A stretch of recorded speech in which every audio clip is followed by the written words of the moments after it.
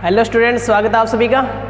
तो आप सभी लोग जानते हैं कि हमारा जो चैप्टर चल रहा था वो 3 फेज़ इंडक्शन मोटर के बारे में चल रहा था। आज उसकी सेकंड क्लास है। तो आज अपने सेकंड क्लास में पढ़ेंगे कि जो 3 फेज़ इंडक्शन मोटर होती है उसके अंदर कौन कौन से भाग होते हैं और उनको कितने भागों में वर्णन किया जाता है। और पिछली क्लास में पढ़ा था कि जो इंडक्शन मोटर होती है वो किस सिद्धांत पर कार्य करती है, अपने देखा था। और किस तरीके से अगर अपने 3 फेज़ सप्लाई देते हैं तो वैद्युतिक ऊर्जा को किस तरीके से यानी मैकेनिकल एनर्जी या फिर अपने कह सकते हैं यांत्रिक ऊर्जा में आपको कन्वर्ट करके देती है। ये चीज़ें अपने पिछली क्लास में पढ़ी थी। जिसने पिछली क्लास नहीं लगाई है तो हमारा जो एक प्लेलिस्ट है DC AC मोटरों के नाम से, उसके अंदर आप जाके वहाँ से आप देख सकते हैं। तो चलिए आज का जो अपना जो चैप्टर है वो चल रहा था, सेकंड क्लास है उसकी, 3 phase induction motor.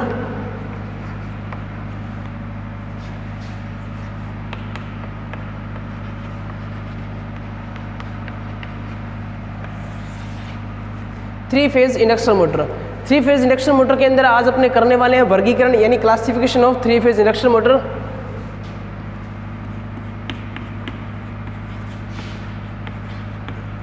Three phase motor का वर्गीकरण।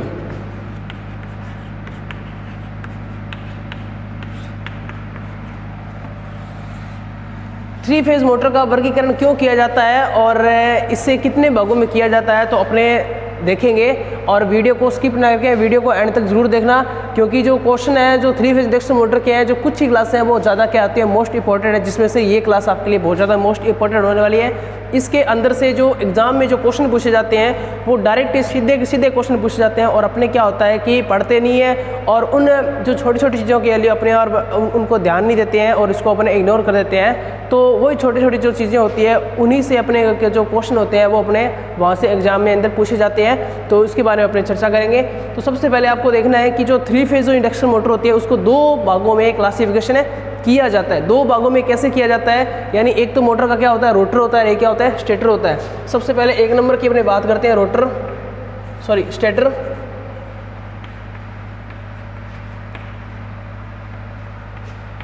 और अपना जो 2 नंबर है वो होता है रोटर। आपने स्टेटर और रोटर के बारे में कभी जाना होगा या फिर सुना होगा। चलिए, क्योंकि आप सभी को पता है कि जो DC मोटर पढ़ा था उसमें अपने देखा था कि स्टेटर और रोटर, आपके लिए जो स्टेटर शब्द है वो तो कोई बात नहीं, वो सेम लग रहा होगा, ठीक है। रोटर शब्द आपके लिए एक नया शब्द है। चलिए मैं आपको बता देते हैं। पहले अपने जो चर्चा करते हैं उसके बारे में करते हैं, स्टेटर के बारे में, यानी स्टेटर क्या होता है।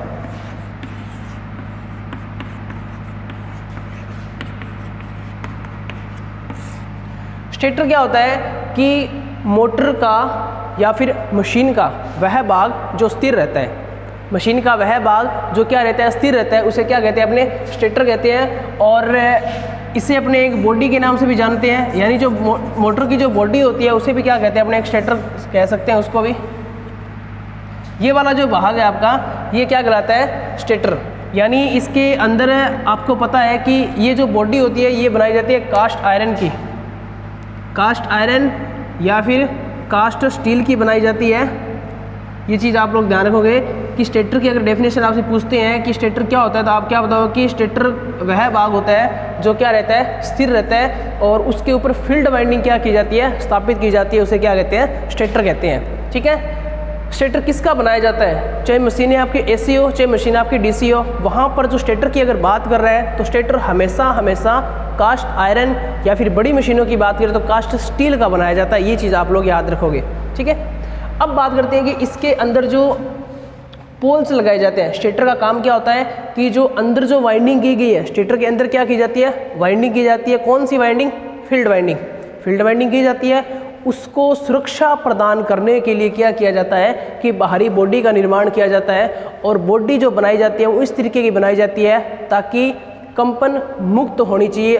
क्वेश्चन आ सकता है कि जो कास्ट आयरन होता है या कास्ट स्टील की बॉडी क्यों बनाई जाती है, क्योंकि आप सब लोग जानते हैं कि मोटर जब चलती है तो उसके अंदर क्या होते हैं, वाइब्रेशन होते हैं, और उन वाइब्रेशन को कम करने के लिए क्या किया जाता है कि कास्ट आयरन का उपयोग किया जाता है। कास्ट आयरन एक ऐसा लोहा है जो क्या करता है कि कंपन से मुक्त होता है, कंपन वाइब्रेशन हो चाहे इस पर कोई इफेक्ट नहीं पड़ता है, ठीक है।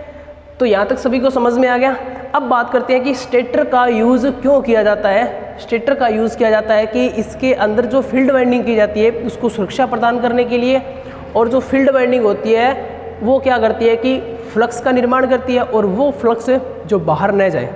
फ्लक्स का क्या है कि फ्लक्स बाहरी स्थिति में न जाए, यानी बाहर फैले न, लीकेज ना हो, इसलिए क्या किया जाता है कि स्टेटर का निर्माण किया जाता है। यहाँ तक सभी को समझ में आ गया। अब चर्चा करते हैं अपने कि स्टेटर के अंदर जो पोल्स लगाए जाते हैं उनकी संख्या कितनी होती है। क्वेश्चन यहाँ पर आता है। तो आप लोग जानते हैं कि अपने जो मोटर जो पढ़ रहे हैं वो क्या है, 3 फेज इंडक्शन मोटर है, यानी फेजों की संख्या कितनी है अपने पास, 3 है। तो 3 फेज है, तो आप सभी को पता है कि पूरा जो सर्कल होता है वो 360 डिग्री का होता है, और इसके अंदर जो पोल्स लगाए जाते हैं 3 फेज के लिए, यानी सिंगल एक फेज के लिए 1 पोल, 2 के लिए 2 और 3 के लिए 3 पोल लगाए जाते हैं। जाहिर सी बात है, यहाँ तक क्या हो जाता है, कंप्लीट हो जाता है कि 3 के गुणक में क्या की जाती है, यहाँ पर वाइंडिंग की जाती है। अपने पास क्या होगी, 3 कॉइल्स होंगी, ठीक है, 3 कॉइल्स होंगी, और ये तो अपने को कन्फर्म है। अब 3 कॉइल को किस तरीके से अपने को स्टेटर के अंदर संयोजित करना है, मेन जो क्वेश्चन है वो ये रहता है कि स्टेटर के अंदर आप 3 फेज की सप्लाई को किस डिग्री पर एडजस्ट करेंगे, यानी जो 3 पोल लगाओगे प्रत्येक पोल के बीच में जो डिग्री का जो एंगल होगा वो क्या होना चाहिए, ये चीज़ें मेन मुख्य होती है। तो आप सबको पता है कि जो ये सर्कल है वो 360 डिग्री का, हमारे पास जो फेजों की संख्या है वो कितनी है, 3 है। जब इसको हल करेंगे तो जो अपना जो आंसर आएगा वो कितना आएगा, 120 डिग्री। 120 डिग्री यानी एक पोल बराबर क्या होगा, 120 डिग्री होगा। यानी यहाँ पर जो पोल जो संयोजित करेंगे अपने, जो यहाँ पर फील्ड वाइंडिंग की जाती है वो की जाती है 120 डिग्री के अंतर पर स्थापित की जाती है। यानी एक पोल अपने पास यहाँ आ गया, और दूसरा कहाँ आएगा, यहाँ पर इस तरीके से, और तीसरा कहाँ आ जाएगा, इस तरीके से यहाँ पर।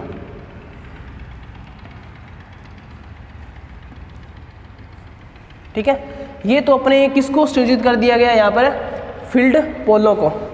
फील्ड पोल क्या है कि इनके बीच में पोल 1 से लेकर पोल जो 2 है उसके बीच का जो गैप है वो कितना है, 120 डिग्री यहाँ पर रखा गया है। प्रत्येक पोल के बीच में जो गैप होगा वो कितना होता है, 120 डिग्री। तो क्वेश्चन आ सकता है कि जो स्टेटर के अंदर जो पोल्स लगाए जाते हैं वो प्रत्येक डिग्री के अंदर, यानी जो अगर बात करें कि प्रत्येक पोल्स के बीच का जो गुणक होता है वो कितना रखा जाता है, तो आप क्या बताओगे, 120 डिग्री रखा जाता है। अब इनके ऊपर क्या की जाती है कि पोल शू लगाए जाते हैं। आप सोच रहे हो कि पोल शू तो डीसी मशीनों में लगते हैं, तो पोल शू चाहे मशीन हो ऐसी, चाहे वो डीसी हो, पोल शू का काम होता है कि चुंबकीय क्षेत्र का क्या करना, फैलाव करना। तो चुंबकीय क्षेत्र जहाँ जहाँ होगा वहाँ पर फैलाव तो करना पड़ेगा ही।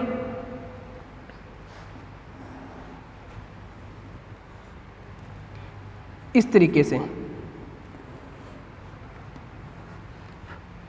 यहाँ पर क्या होता है, इस तरीके से संयोजित कर दिया जाता है। अब इनके ऊपर क्या की जाती है, फील्ड वाइंडिंग स्थापित की जाती है।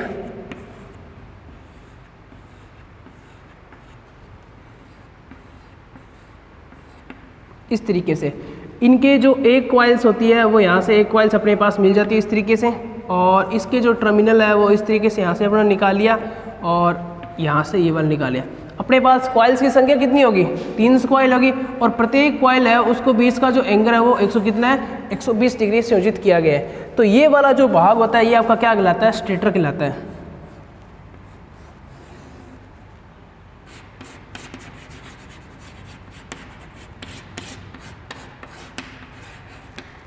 समझ में आ गया।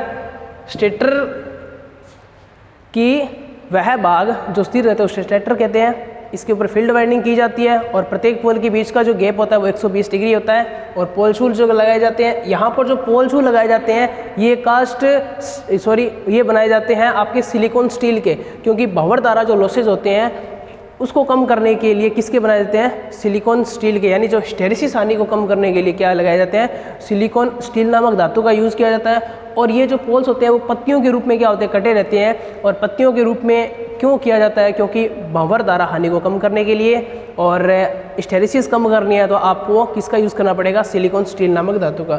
तो जनरल सी बात है कि लोहा हानियों को कम करने के लिए ये चीज़ें कास्ट आयरन की लेमिनेट पत्तियों द्वारा की जाती है। ठीक है, अब बात करते हैं अपने स्टेटर।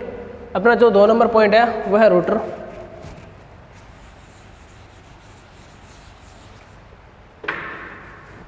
सेकंड जो अपना पॉइंट आता है वो आता है rotor.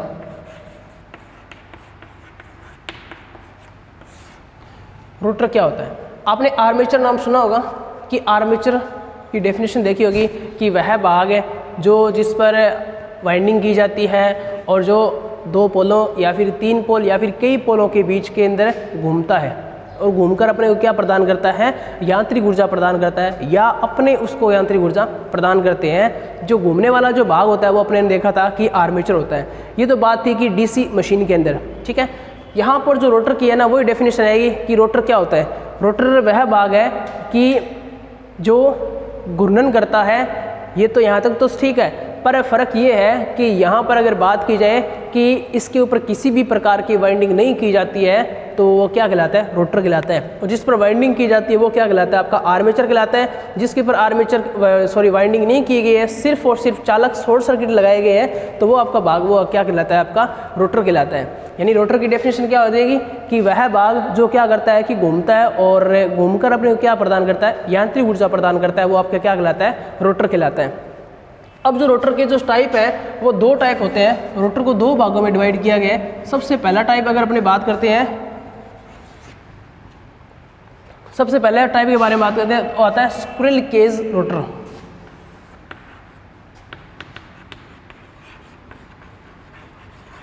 Squirrel cage rotor, squirrel cage जो रोटर होता है उसको अगर हिंदी में बात की जाए तो बोलते हैं गिलहरी पिंजरा।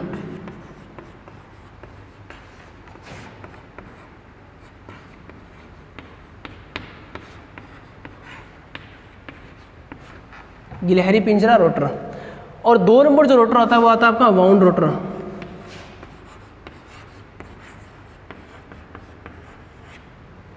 वाउंड रोटर यानी जिस पर क्या की जाती है? वाइंडिंग,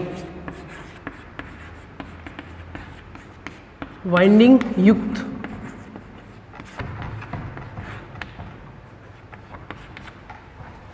वाइंडिंग युक्त रोटर, ठीक है।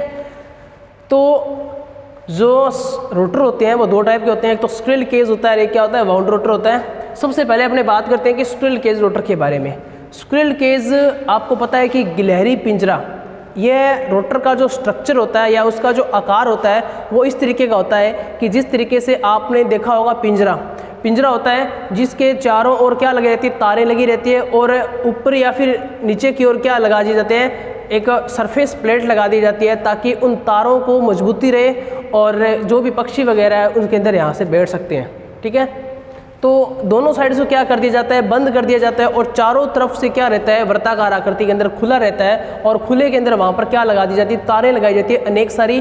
प्रत्येक तार का जो गैप होता है वो क्या होता है? फिक्स होता है। तो इस तरीके आप एक पिंजरे की कल्पना करें तो एक पिंजरे प्रकार का जो जैसे अपने पास एक पिंजरा है, गोल है, ठीक है, और इतना लंबा है और इतना सा इसका उसका इतना डाया है, तो एक प्रकार का वो क्या होगा? एक रोटर होगा। और किस प्रकार का रोटर अपने कह सकते हैं? स्क्विरल केज रोटर कह सकते हैं। पिंजरा जस्ट सेम होता है, पिंजरे की तरह ही क्या होता है? रोटर होता है, जैसे क्या कहते हैं अपने? गिलहरी पिंजरा प्रेरण रोटर, ठीक है।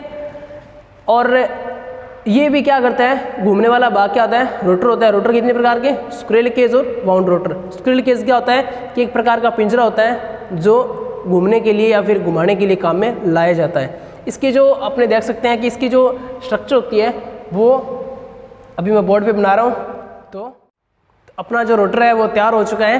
तो आप देख सकते हैं कि इस तरीके की जो स्ट्रक्चर होती है, ये जो होता है ये आपको दिखाई दे रहा होगा कि इस तरीके से एक पिंजरा दिखाई दे रहा होगा। तो ये जो रोटर होता है वो आपका कहलाता है स्क्विरल केज रोटर कहलाता है। इसके जो साइडों में ये जो दिखाए गए हैं वृत्ताकार आकृति में, इसे बोलते हैं एंड रिंग। इसे क्या बोलते हैं? एंड रिंग बोलते हैं। ये भी क्या होता है? आपका एंड रिंग होता है। और ये जो लगाए गए हैं वो होते हैं आपके कंडक्टर यानी चालक। ये आपके अलग अलग लगाए जाते हैं कि कंडक्टर किस तरीके से आपको रिएक्टेंस या फिर किस तरीके से आपको रेजिस्टेंस का मान चाहिए। इस तरीके से अलग अलग धातु का यूज़ किया जा सकता है। एंड रिंग होते हैं या तो पीतल के बनाए जाते हैं या फिर अगर बात करें तो ये बनाए जाते हैं तांबे के, ठीक है। और जो चालक छड़े होते हैं या एल्यूमिनियम की होगी या फिर होगी तांबे की होगी।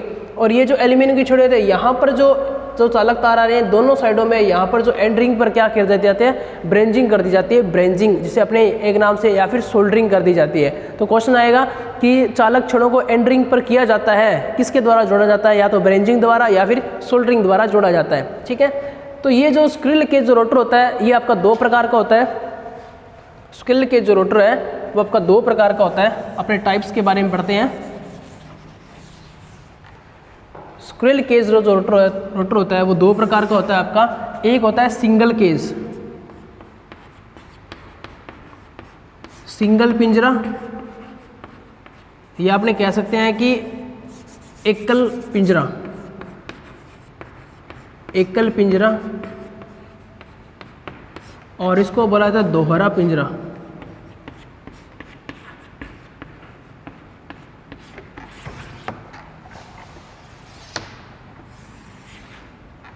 जो रोटर होते हैं वो दो प्रकार के होते हैं। एक आपका आता है एकल पिंजरा और दूसरा आता है आपका दोहरा पिंजरा। यानी ये जो आपको सामने जो आपको दिखाई दे रहा है ये है सिंगल। आपको पिंजरा कितना है, पिंजरे की संख्या कितनी है, अगर एक होता है तो आपका क्या है, सिंगल केज रोटर है। अगर पिंजरे की संख्या दो होती है, दो आपको पिंजरे दिखाई दे रहे हैं, तो आपका क्या होगा, डबल केज होगा। ठीक है, तो पिंजरे के अंदर अगर ये पिंजरा, इसके अंदर मैंने एक छोटा पिंजरा और डाल दिया, या फिर कह सकते हैं कि इससे बड़ा पिंजरा पिंजरे के अंदर ये वाला रोटर उसके अंदर डाल दिया, तो आपको जो फ्रंट से या फिर टॉप से देखोगे उसको, तो इसके अंदर कितने पिंजरे होंगे, एक तो बड़ा पिंजरा होगा, एक बड़े पिंजरे के अंदर एक छोटा पिंजरा होगा, तो वो आपका क्या हो जाएगा, डबल केज रोटर हो जाएगा। ठीक है, सबसे पहले अपने बात करते हैं कि सिंगल केज। सिंगल केज जो रोटर होता है इसके जो चालक जो कंडक्टर होते हैं वो बनाए जाते हैं एल्यूमिनियम के। एल्यूमिनियम के प्रयोग किए जाते हैं चालक छड़े। उसके बाद जो सेकंड पॉइंट आता है वो आता है कि यहाँ पर जो इसको चालक छड़ों को किसके द्वारा जोड़ा जाता है, सोल्डरिंग या फिर ब्रेंजिंग के द्वारा, सोल्डरिंग या ब्रेंजिंग।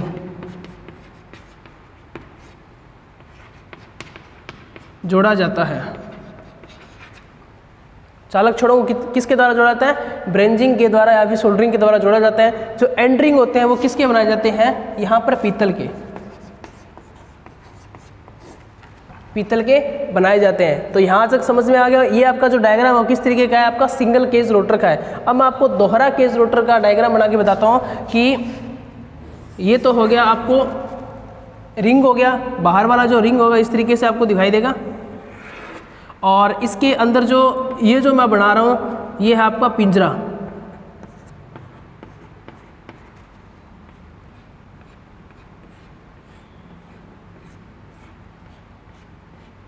ये जो बाहर वाली ये क्या है, बॉडी। ये जो तारें से मैंने लगाई है ये आपका लगाया गया रिंग के द्वारा, कौन सा है, एंड रिंग। और ये जो आपके जो राउंड राउंड में दिखाई दे रहा है ये क्या लगाया गया, आपके चालक है। ठीक है, ये तो आपकी जो स्ट्रक्चर है वो है सिंगल केज रोटर की। यानी यहाँ पर आप देख सकते हो कि जो पिंजरा आपको फ्रंट टॉप से दिखाई दे रहा है, तो इस तरीके से यहाँ पर जो पिंजरे की संख्या है वो कितनी है, एक की है। अगर इस तरीके का आपको डायग्राम मिले तो ये आपको पूछा जाए कि किस प्रकार का रोटर है, तो आप बताओगे single cage squirrel cage rotor है। सिंगल केज है और कौन सा है, स्क्विरल केज का कौन सा है, सिंगल केज रोटर है। ठीक है, अब बात करते हैं अपने दोहरा केज कैसे होता है, कि इसके अंदर एक पिंजरा और लगा दिया जाता है,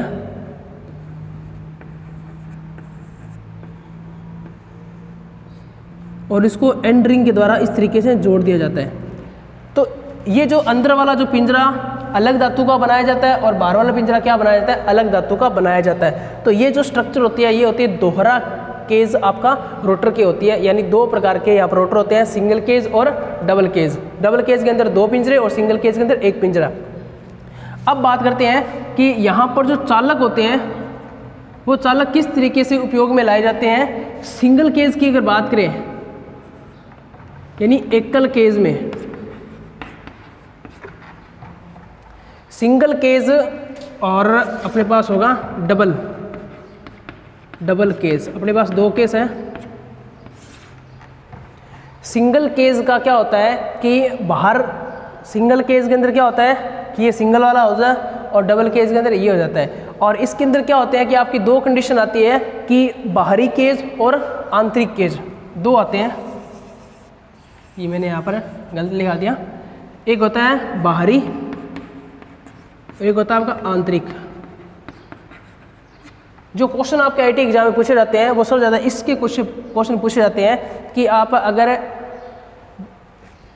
किस तरीके का रेजिस्टेंस बाहरी पिंजरे के अंदर यूज़ किया जाता है या फिर किस तरीके का जो चालक होता है वो आंतरिक पिंजरे के लिए यूज़ किया जाता है।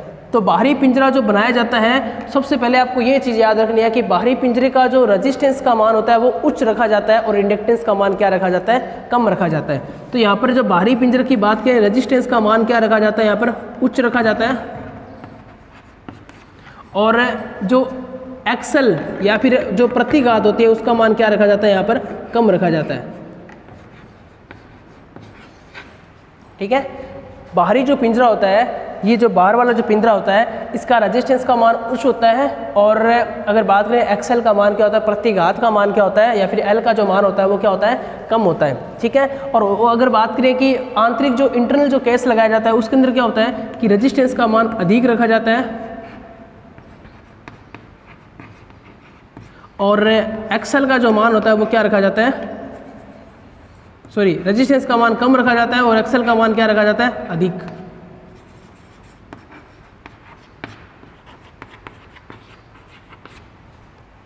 तो ये चीज़ आपको याद रखनी है कि इंटरनल जो केस होता है उसके अंदर रेजिस्टेंस का मान क्या रखा जाता है, आपका कम रखा जाता है, और जो एक्सल का मान क्या होगा वो क्या होगा, ज़्यादा होगा। और बाहर का जो केस होता है उसमें एक्सल कम होता है और रेजिस्टेंस का मान क्या होता है, ज़्यादा होता है। अब आपको पता है रेजिस्टेंस का मान ज़्यादा करना है तो इसके अंदर जो चालक यूज़ में लाए जाते हैं, या तो आप उसका यूज़ करोगे एल्यूमिनियम का, एल्यूमिनियम चालक का यूज़ यहाँ पर किया जाता है, और जो रिंग के द्वारा शॉर्ट किया जाता है वो किसका किया जाता है, पीतल का। इंटरनल जो केस होता है उसका रेजिस्टेंस आपको क्या रखना है, कम करना है, तो इसलिए यहाँ पर जो चालक जो यूज़ किया, चालक तारें जो यूज़ किया वो किया जाती है तांबे की, और जो रिंग होता है वो आपका किया जाता है आपका पीतल का। दोनों के अंदर क्या होता है कि रिंग सेम है, क्योंकि आपको पता है कि यहाँ पर रिंग जो होगा कि इसका एक्सल का रेजिस्टेंस उच्च रखना है तो आपका पीतल इस तरीके की धातु आपको यूज़ में लेनी है, और यहाँ पर आपका जो रिंग लिया जाता है वो आपको होता है कॉपर का, यानी तांबा। ठीक है, तो यहाँ तक ये चीज़ें आप याद रखोगे कि सबसे पहले मैं आपको बता दूं कि क्लासिफिकेशन था स्टेटर के बारे में, आपको समझ में आ गया होगा कि, और उसके बाद रोटर, स्क्विरल के दो प्रकार के रोटर होते हैं, एक तो सिंगल केज और एक होता है डबल केज। सिंगल केज के अंदर क्या होगा, एक ही पिंजरा होगा, और डबल केज के अंदर क्या होता है, दोहरे पिंजरे होते हैं, और बाहरी पिंजरे का जो रेजिस्टेंस होता है वो उच्च रखा जाता है और एक्सल का मान कम होता है, और इंटरनल जो पिंजरा होता है उसका एक्सल का मान क्या होता है कि अधिक होता है, और बाहरी और रेजिस्टेंस का मान क्या होता है, कम होता है। ये चीज़ें आप लोग याद रखोगे, तो जल्दी से इसे उतार लो। उसके बाद में अपने करते हैं बाउंड रोटर के बारे में।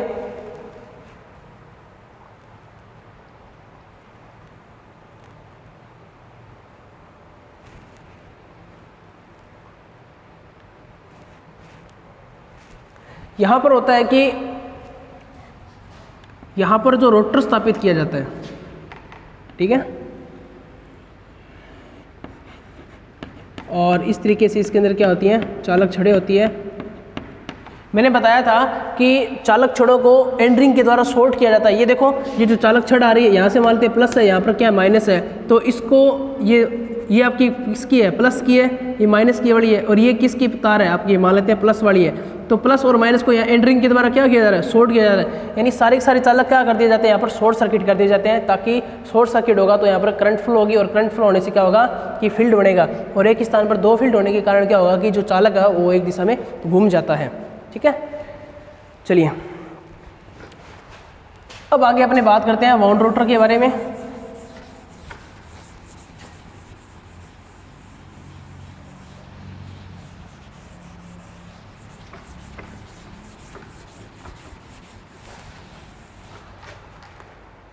जो इस प्रकार के जो रोटर होते हैं, स्क्विरल के प्रकार के रोटर होते हैं, इसमें किसी प्रकार का बदलाव नहीं किया जाता है, क्योंकि इसको एक बार बना दिया जाता है तो इसके अंदर बदलाव करना क्या होता है, असंभव होता है, यानी बदलाव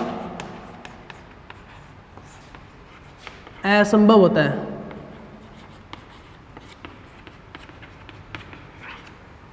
उसके बाद में जो एसी प्रकार की जो मोटरें होती है उनका जो टॉर्क होता है वो रेजिस्टेंस के क्या होता है, समानुपाती होते हैं। आपने कह सकते हैं कि वोल्टेज ड्रॉप के भी क्या होता है, समानुपाती होता है। ठीक है। और ये किसकी बात हो रही है, आपकी एसी मोटरों के अंदर बात हो रही है।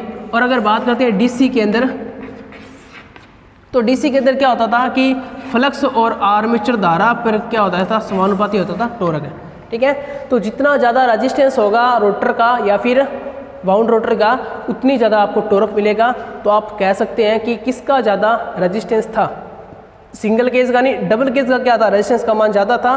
तो डबल केज के अंदर क्या मिलेगा आपको, टॉर्क का मान अधिक मिलता है, और सिंगल केज के अंदर क्या मिलता है, टॉर्क का मान आपको कम मिलता है, ठीक है। चलिए अब बात करते हैं अपने 3 नंबर, अपना जो सेकंड जो था 2 नंबर पॉइंट था, उसका नाम है वाउंड रोटर।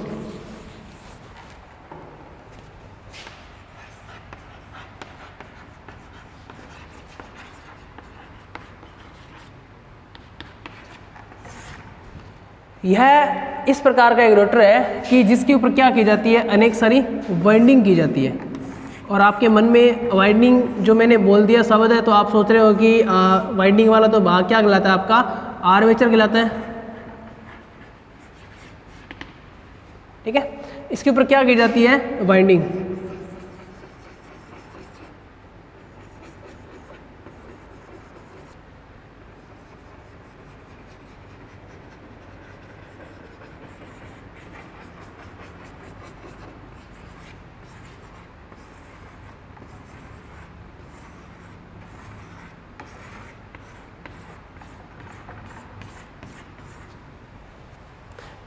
इसके ऊपर क्या की जाती है, वाइंडिंग की जाती है, इसलिए इसका नाम क्या रखा गया, वाउंड रोटर रखा गया। इसमें किसी भी प्रकार के चालक को शॉर्ट नहीं किया जाता है। और जो शॉर्ट करने वाला जो आपका रोटर होता है वो आपको क्या होता है, स्क्विरल केज रोटर होता है। सबसे ज़्यादा जो यूज़ में लाया जाता है वो होता है स्क्विरल केज रोटर होता है, और सबसे कम यूज़ में लाते हैं अपने वाउंड रोटर यूज़ में लाते हैं, ठीक है। अब बात करते हैं कि यहाँ पर जो इस प्रकार के जो रोटर होता है, इसके अंदर 3 के गुणक में क्या की जाती है, वाइंडिंग। अपने पास फेजों की संख्या कितनी है, 3 है, तो 3 के गुणक में इसको वाइंडिंग की जाती है। इसको भी सप्लाई से संयोजित किया जाता है और स्टेटर को भी किया जाता है, ठीक है। और प्रत्येक जो वाइंडिंग होती है उसके बीच में कितने 120 डिग्री का अंतर रखा जाता है। और 3 फेज जो कनेक्शन होते हैं, या तो उसको किया जाता है आपका स्टार में, या फिर आप करते हो डेल्टा में। इसके अंदर जो कनेक्शन होंगे, आपके जो 3 कॉइल्स निकलेगी, यानी 6 टर्मिनल निकलेंगे, उन 6 टर्मिनल को आपको या तो आप स्टार में कनेक्ट करोगे या फिर आप डेल्टा में कनेक्ट करोगे।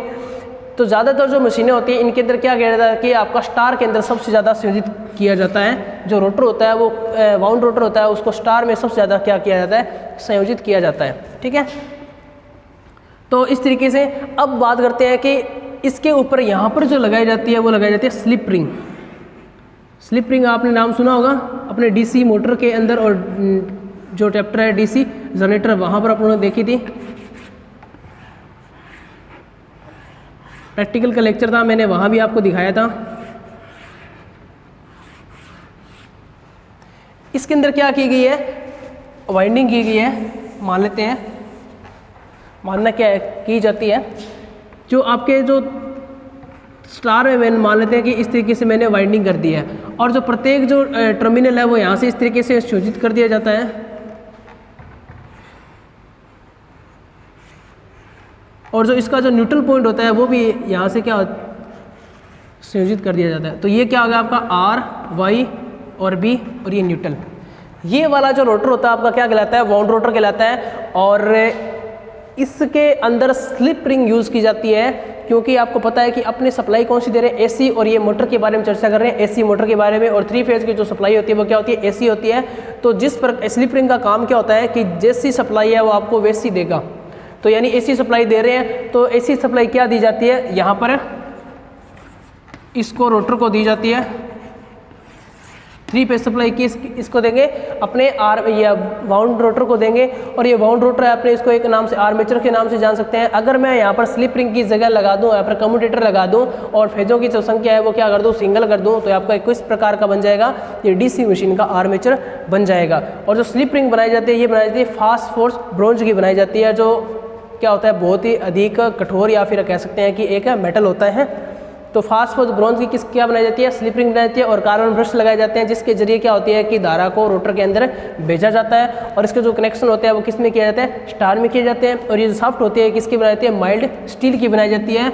और यहाँ पर जो ये जो सॉफ्ट है, ये माइल्ड स्टील यानी MS MS की बनाई जाती है। और जो खांचे होते हैं ये बनाए जाते हैं आपके जैसे कि कास्ट आयरन या सिलिकॉन स्टील के बनाए जाते हैं। वही बात कि लोहा हानियों को कम करने के लिए सिलिकॉन स्टील की पत्तियों का यूज़ किया जाता है। और इसके अंदर जो सुपर इनेमल कॉपर वायर है उसकी क्या की जाती है, यहाँ पर वाइंडिंग की जाती है।